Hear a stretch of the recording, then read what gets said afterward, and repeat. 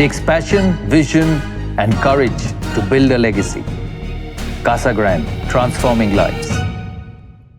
500லேருந்து 1000 கோடி ரூபா உள்ள ஃபேமிலிஸில் நம்ம சில சமயம் எடுத்து கொடுக்கும்போது இந்த பையனோ இல்லை இந்த பெண்ணோ எடுக்கக்கூடிய முடிவு வந்து ரொம்ப வித்தியாசமாக இருக்குது. பெண்ணை பொறுத்த வரைக்கும் அந்த ஃபேமிலி என்ன நல்லா வச்சுக்குமா, பையனை பொறுத்த வரைக்கும் அந்த ஃபேமிலியில் பெண்ணை எடுத்து நான் நிம்மதியாக இருக்க முடியுமா? ஏன்னா 25 வருஷம் 26 வருஷம் 30 வருஷம் ஒரு வாழ்க்கை வாழ்ந்தாச்சு, திரும்ப வாழ போகிற 60 வருஷம் வந்து சஃபகேட்டிங்காகவே இருந்ததுன்னா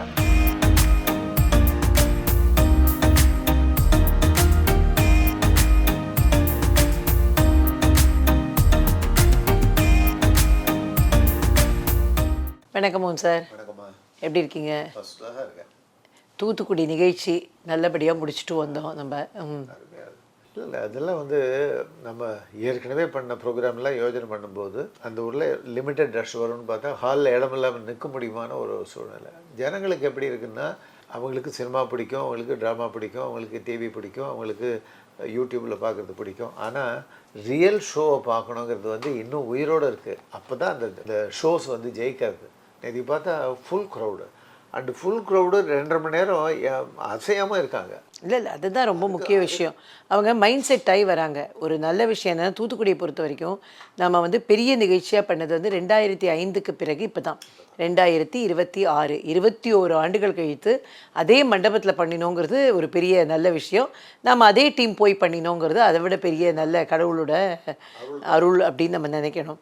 ஏன்னா நம்ம வந்து உங்களுக்கு ஞாபகம் இருக்கான்னு தெரியல, நம்ம வந்து அந்த சுனாமி முடிஞ்ச உடனே அந்த சுனாமி ஹிட் ஏரியாஸ் எல்லாத்துக்குமே நம்ம ட்ராவல் பண்ணி ப்ரோக்ராம் பண்ணோம். ஒன்று வந்து தூத்துக்குடி, ஒன்று கடலூர், இன்னொன்று போர்ட் பிளேயர். 3 ஊர்லேயும் போய் நம்ம வந்து ஷூட்டிங் பண்ணி அந்த மக்களுக்கு வந்து ஒரு நல்ல மகிழ்வை கொடுக்கணும் அப்படின்னு நம்ம நினச்சி நம்ம பண்ணினோம். அதற்கு பிறகு நாம் செய்கிற ஒரு பெரிய நிகழ்ச்சி தூத்துக்குடியில் இந்த நிகழ்ச்சி தான். மெயினான காரணம் என்னென்னா, மேடை, அதற்கு நீங்கள் கொடுக்குற தலைப்பு, அதனுடைய ஆளுமை, அது தவிர ராஜா அவங்களோட டீமு, இந்த பேச்சாளர்கள் ஆக்சுவலாக வெரி வேல்யூபிள் கண்டென்ட்டாக எடுத்துகிட்டு வந்து நமக்கு ப்ரெசென்ட் பண்ணுறாங்க. இல்லை அந்த சுற்றி உள்ள ஊர்கள் எல்லாம் வந்தாங்க. எட்டயபுரம், ஏரல், அந்த மாதிரி அந்த ஊர்கள்லேருந்துலாம் வந்தாங்க. ஆரல்வாய் மொழியிலேருந்துலாம் கூட வந்திருந்தாங்க. ஸோ அவங்கெல்லாம் வந்து நம்மள்ட்ட பேசினது என்ன அப்படின்னாக்க, தலைப்பை பார்த்தோம், கல்யாண மாலைன்னா கண்டென்ட் இப்படி இருக்கும்னு தெரியும், அதனால தான் நாங்கள் வந்தோம் அப்படின்னு சொன்னாங்க. நல்ல வேலை நீங்கள் நல்லதாக கொடுத்தீங்க. ஆமாம், அது ஒரு பெரிய நல்ல விஷயம்.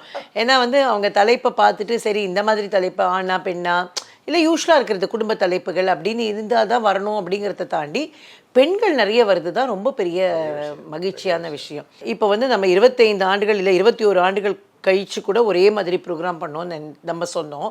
ஆனால் ஓவராலாக நம்முடைய இந்த மீடியா இண்டஸ்ட்ரி அப்படிங்கிறது ரொம்ப மாறி இருக்குது இல்லையா? இப்போ அந்த காலத்தில் வந்து நம்ம வந்து ஒரு இன்டர்வியூ வரணும் அப்படின்னாக்க விகடன், குமுதம் இல்லைன்னா தினத்தந்தி, இந்த மாதிரி ஒரு 3-4 பேரை மட்டும் நம்பி இருப்போம். இதில் வந்து எப்பயோ ஒன்று அத்தி பூத்தா மாதிரி இன்டர்வியூலாம் வரும், அதில் நம்மளுடைய இன்டர்வியூ வருது அப்படின்னா ரொம்ப பெரிய விஷயம் அப்படிங்கிற மாதிரி. இன்றைக்கி அப்படி கிடையாது. 1008 யூடியூப் சேனல் இருக்குது, நிறைய மீடியாஸ் இருக்குது, சோஷியல் மீடியா இருக்குது. இல்லை கை இருக்கிறவங்கெல்லாம் மைக் வச்சுருக்காங்க, வாய் இருக்கிறவங்கெல்லாம் பேசுகிறாங்க.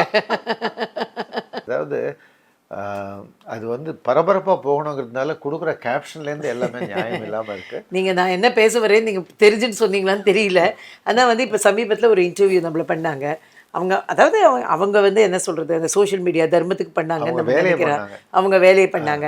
ஆனால் அவங்க போடுற போஸ்ட் என்ன அப்படின்னாக்க, பெண்கள் திருமணத்தை தள்ளி போட விரும்பவில்லை, ஆனால் ஆண்களை பார்த்து பயப்படுகிறார்கள், மீரா நாகராஜனின் பதற்றம், அந்த மாதிரி சம்திங் லைக் தட்லாம் போட்டுடுறாங்க. இது நம்ம ஏதோ ஒரு கண்டென்ட்டில் ஏதோ ஒரு இதில் வந்து நம்ம அந்த இடத்துல பேசினது. இப்போ அதில் வந்து கமெண்ட் கொடுக்குறவங்களுக்கும் அது ஃபுல் வீடியோ தெரியாது.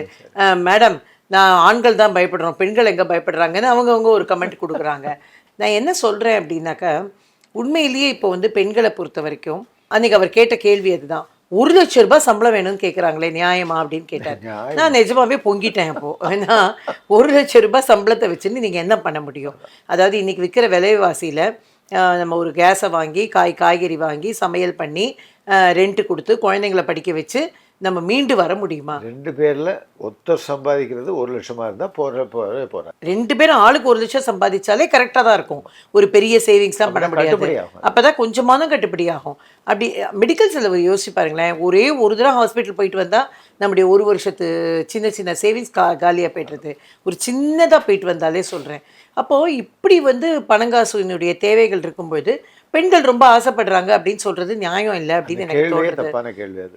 இப்போ உங்கள்கிட்ட நான் கேட்குறேன், இப்போ பெண்கள் ஒரு பக்கம் இருக்குது, பெண்கள் ரொம்ப பேராசைப்படுறாங்கங்கிறது ஒரு பக்கம் உண்மையாக இருந்தாலும் உண்மையான நிலை என்ன? பெண்கள் இவ்வளோ இருந்தால் தான் கல்யாணம் பண்ணிக்க முடியும்னு யோசிக்கிறது கரெக்டாக தப்பா? ஒரு பக்கத்தில் அது மிகப்பெரிய நியாயம். ஏன்னா நான் இப்போ ஒரு லெவலில் வாழ்ந்துட்டுருக்கிறேன். அது நான் கீழே இருக்கலாம், இல்லை மேலே இருக்கலாம், ரொம்ப மேல்தட்டில் இருக்கலாம். இந்த லெவல்லேருந்து நான் கீழே இறங்கக்கூடாது. நான் ரொம்ப கீழே இருக்கிறேன்னா டெஃபினட்டாக என் லெவல் வாழும்போது இன்னும் கொஞ்சம் வசதியாக இருக்கணும் அப்படின்னு ஒரு பெண் யோஜனை பண்ணுறது நியாயம்னு படுது. அவரிஷஸாக யோஜனை பண்ணுற பெண்களை தவிர்த்துடலாம். அவங்கள திருப்திப்படுத்தவே முடியாது, எந்த லெவல்லையும் திருப்திப்படுத்த முடியாது. நியாயமாக யோசனை பண்ணுற பெண்களோட அந்த ஆசைக்கு மரியாதை கொடுத்தே ஆகணும்.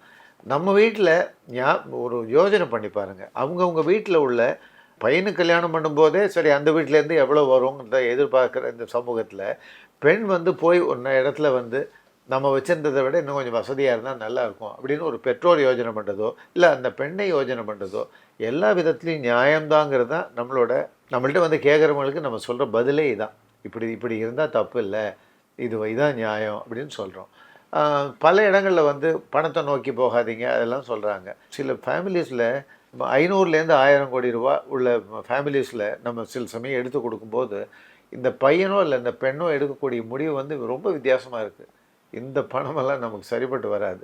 பெண்ணை பொறுத்த வரைக்கும் அந்த ஃபேமிலி என்ன நல்லா வச்சுக்குமா, பையனை பொறுத்த வரைக்கும் அந்த ஃபேமிலியில் பெண்ணை எடுத்து நான் நிம்மதியாக இருக்க முடியுமா அப்படிங்கிற அந்த ஒரு உதப்பும் இருக்குது, இல்லைன்னு சொல்ல முடியாது.